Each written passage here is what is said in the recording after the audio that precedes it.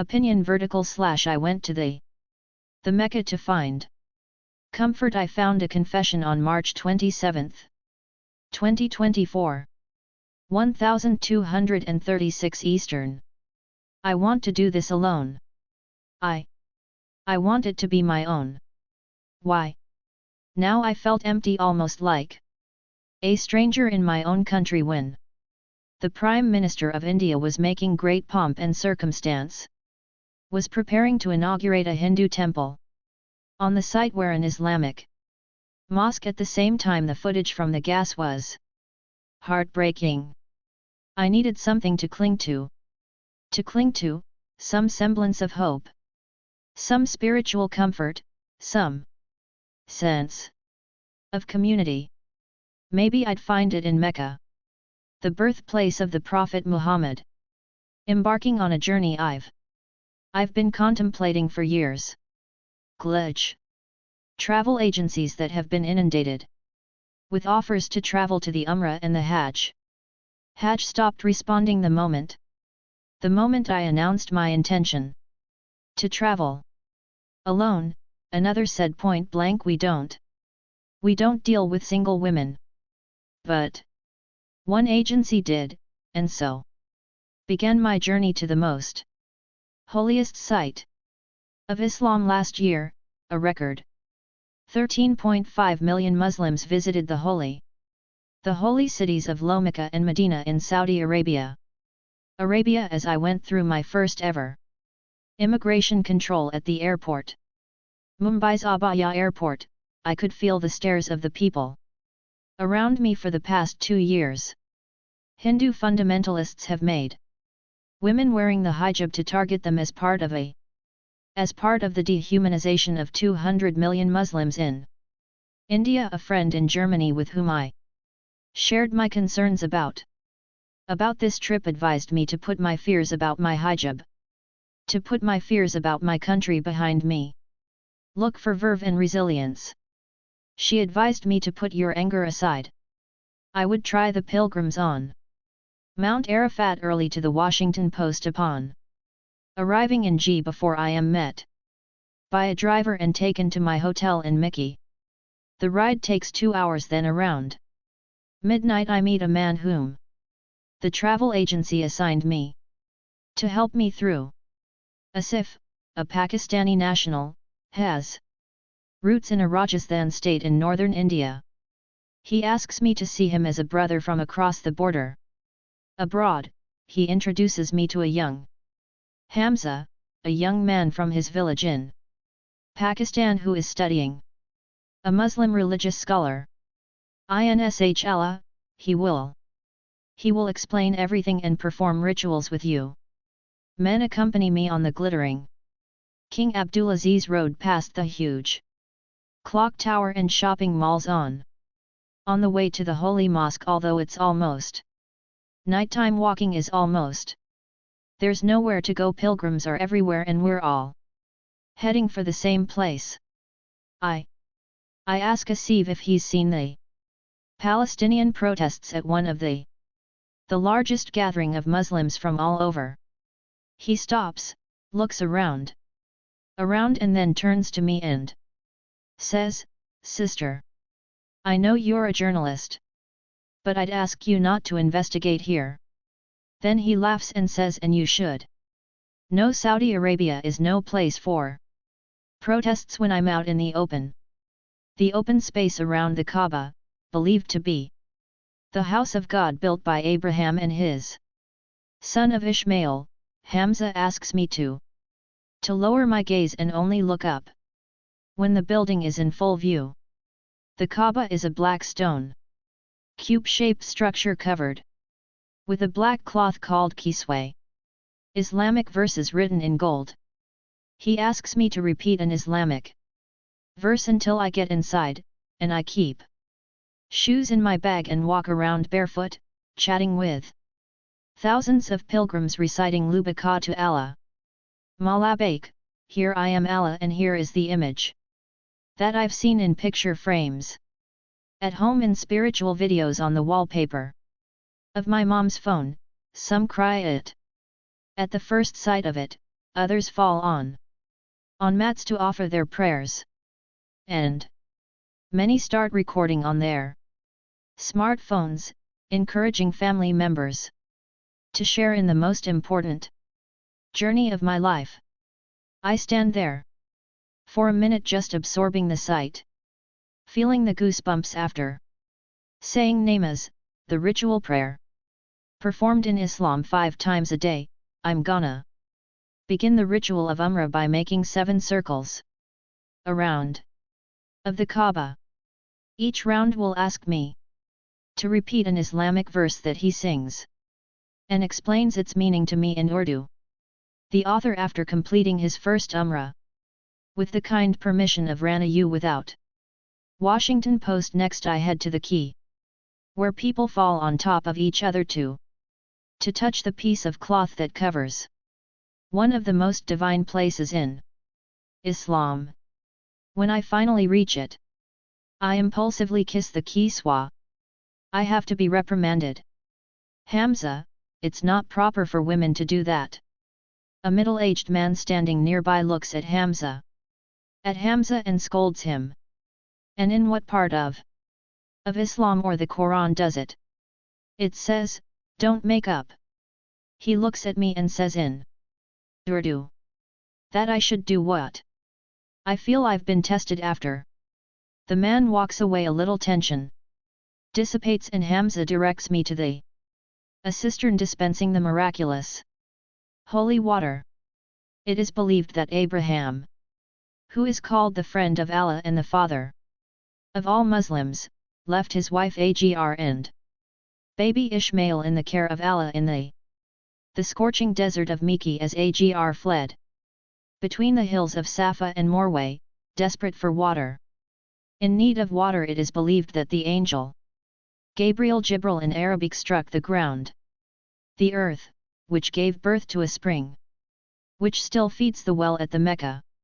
Each pilgrim is allowed to take home a packaged bottle of water with a 1-gallon bottle of water to be shared, to share with friends and relatives.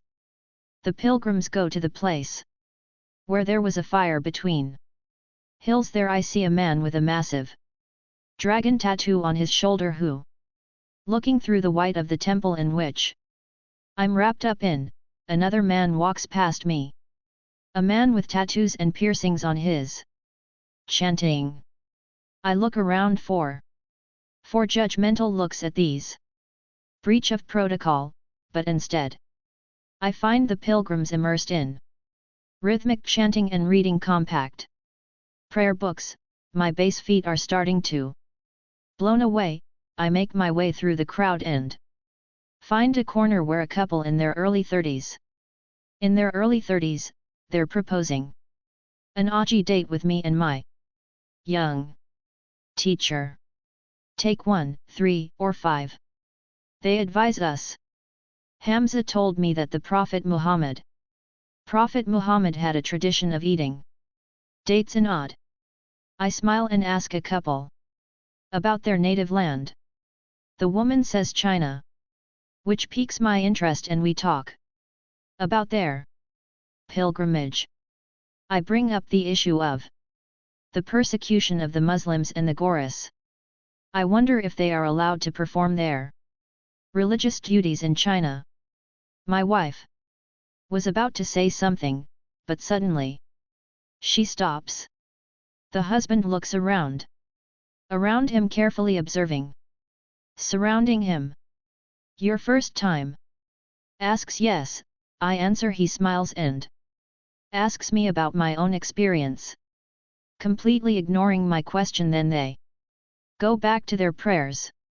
The religious persecution of Muslims in China is well known. A feast last year documented surveillance of Muslims in China who are trying to travel to Mecca. Could, if my questions could get the couple trouble on the way out, we're approached. Men and women with offers. Haircuts for as little as 5 reals or about $1.35 to commit suicide. Men have to shave their heads and women have to cut their hair off by an inch. Back at the hotel, I look in the mirror. I twist a strand of hair around my finger and point. Inch my hilarious is complete. I stay at the Mecca for 4 more days in between 5 daily prayers. Women buy gold memorabilia, rosaries, and dates to take home as gifts during the lavish breakfast buffet at my hotel. Rashid, one of the waiters, is sure to bring me a cheese omelette with Indian tea. On the first day, he asks if my family is coming over. My family is coming, and then he makes sure that take care of me, to keep an eye on me. I'm usually the only sitting alone in the restaurant. You're probably the only person in the Mecca and Medina who travels alone without family and friends. Mashallah, he remarks. Meaning Allah willed it. Rashid says that he is a Rohingya whose family members are still in an aid camp in Cox's Bazar in Bangladesh. He asks if I have any friends who can make a donation to help his community. He gives me detailed information about the relief camp. Where can I can find his family? He's working double shifts, and he asks everyone he's friends with at the restaurant to send a sunset charity during Ramadan to his family. The world has left us alone. Says shit. I'm amazed that here during the Umrah, I'm surrounded by persecuted Muslims. The plight of the Rohingya especially resonates with me because we've used these refugees' names as a symbol of the dehumanization of Muslims in May. This month, India began implementing a controversial law to make citizenship amendment that promises citizenship to persecuted minorities in neighboring countries but not to Muslims. When the call to prayer from the Holy Mosque is broadcast across the city through over the loudspeakers, the lobby of my hotel turns into an impromptu prayer. Men and women rush to find a seat. I find myself standing next to Algeria. Dressed in a thin silk abaya, we talk about our Umrah. And she asks me about my work. You're a journalist, you write news. I'm interested. If I'm in Saudi Arabia to prepare a report. I tell her it's Vera's personal journey. She asks if I'm covering the situation in the Gaza Strip. I tell her that most international journalists are not allowed into the territory. The Ummah is to blame. The Muslim world is to blame. All of us, she says, looking around. You see these people, the good people. People who are doing namaz, but no one's laughing to speak for other people. We Muslims are afraid of tyrants, we're not. Fear of Allah. She told me that in Saudi Arabia arrested one Algeria for waving a Palestinian flag. A Palestinian flag. Muslims. No, they're evil people, she said. She says. I'm looking on the internet to verify what she told me. In November there really was an Algerian man was detained for waving a Palestinian flag in a Mecca. The article also mentions that the head of the Religious Affairs Department of a large mosque advised the pilgrims not to make any comments about gas during prayers. Thinking about this, the news, I'm packing for a trip to Medina, where Muhammad moved in 622 AD. After being expelled from Mecca, the Prophet was exiled from his land, persecuted by his people for preaching word of God. He and his followers, ridiculed and despised, Medina became his asylum. I wonder if the persecuted minority from around the Muslims from around the world who feel alienated. Every place that gives shade has been taken. I'm sitting in the blazing sun with my black leather Bag with a shiny green Quran. Handed down not by my grandmother, and a rosary too. Young Nigerian women sitting right behind me. Amira Ibrahim works at the Department of Arts and Culture of the Nigerian government and is also Chief Operating Officer of a renowned design studio in Abuja, Nigeria. She is traveling with her sister Aisha and they both came from Egypt. We almost thought it wouldn't happen, that we'd jinx it because we've always wanted it, but it never worked out, and here we are. Here she is. Amira. She says that in the holy places here in Saudi Arabia, she's less likely to be judged for the skin color. Here I feel involved. Like no one cares who you are. You are just a seeker like the rest of us. The rest of us are discussing Islamic women, a subject she knows much better. Like me, she's traveling without a male companion, which until a few years ago was forbidden. Like me, she was afraid of how a modern woman would be perceived in Mecca and Medina. She said she had found a recognition of the lack of questions of feeling, of communal love and warmth from of strangers just outside the gates of the Navara Mosque. A group of Pakistani men are having lunch at the Skara diner. They are discussing former Pakistani Prime Minister Imran Khan, who they believe is doing God's work, and therefore has been imprisoned by a corrupt elite. Abdul Hai, a trader from Islamabad, tells me that this is probably one of the worst times for a Muslim. Look at what's happening in Pakistan, India, Palestine, Syria. We're all leaderless and ruled by these powerful Arabs who are licking at the feet of the Americans. Have you seen the construction around here? He asks me. Every part of the history of Islam is the destruction of the Prophet's house, his wife, his confidants, and for what? Swanky. If this wasn't the land of holy mosques, I'd never set foot in this country. Abdul means demolishing of Islamic heritage sites over the last 2 decades, including the blast furnaces of the Prophet. Almost every corner of the cradle of Islam is under construction, cranes blocking the view of the mosque. Another man asks the group to pray for Palestine, one of the few times I've ever heard anyone to mention the war in the newspaper. 2 young college students from Bradford Center of Indian and Pakistani accommodation in Britain who were listening to this conversation intervened. We need our own Malcolm X to fill this void. Otherwise we're doomed. In the courtyard of the mosque, on a table sits a Sudanese woman in a gold abaya. A group of women from Pakistan are doing to her, with her, taking selfies with her. Pakistani women speaking Punjabi and Urdu. A woman from Sudan answers in broken English. I ask her if she understands. She understands what they're saying. They're my sisters. She replies, it doesn't matter.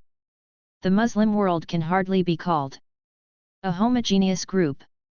Shiites and Sunnis are the two largest sects in Islam, have witnessed bloody conflicts between each other. Yet everyone comes to the Mecca. I think of the people I've met from all corners of the world, those who are afraid to speak their truth, those who are persecuted, those who openly call for change. We come from different countries with different political and ideological baggage. What united us was the faith we professed, Islam, which we have followed. 1.8 billion people, a faith that has been subjected to.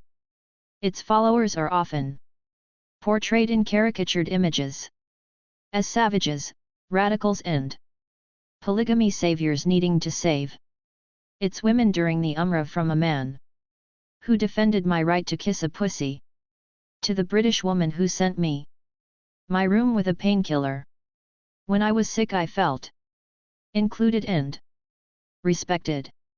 I felt like I was part of a family who came from all over the world to come together and reaffirm their faith in one of the most difficult. I felt like I belonged.